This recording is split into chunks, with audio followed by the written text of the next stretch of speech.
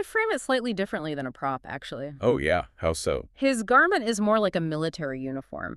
The moment it gets stripped off him, whether by his brothers in the pit or Potiphar's wife in the house, he is instantly demoted back to the very bottom of the hierarchy. So it's tied directly to his status. It doesn't just symbolize his identity, it dictates his literal safety. Yeah. Stripped of his uniform and his hard-earned administrative status, Joseph is cast down into the Egyptian prison system in Genesis 40. So we're in the prison economy now. And we really need to understand what an Egyptian prison actually was, because it wasn't just a concrete cell block, was it? Not at all.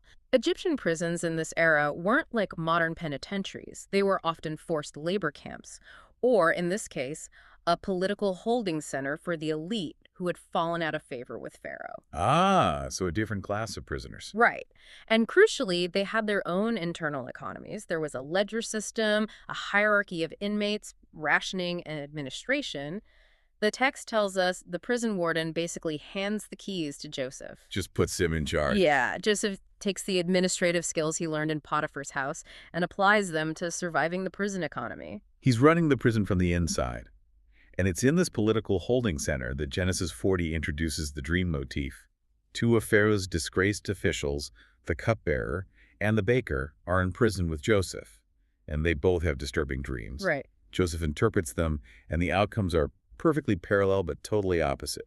The cupbearer gets his job back, and the baker gets executed. But we need to understand why interpreting these dreams mattered so much. In ancient Egyptian culture, dreams weren't just subconscious processing of your day. What were they seen as? They were viewed as state secrets. They were diplomatic cables from the gods. Oh, wow. So interpreting them wasn't just a neat party trick. Exactly. Interpreting dreams was a highly classified political job, usually reserved for the most elite, highly trained priests in Pharaoh's court.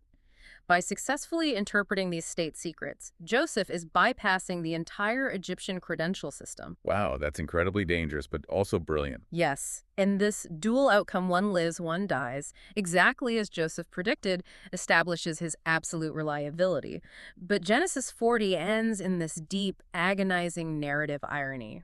Because he asks for help. Yeah, Joseph successfully helps the cupbearer and asks for just one thing, to be remembered and advocated for when the cupbearer gets his cushy job back. But the chapter ends by telling us the cupbearer completely forgot him. 2 full years go by.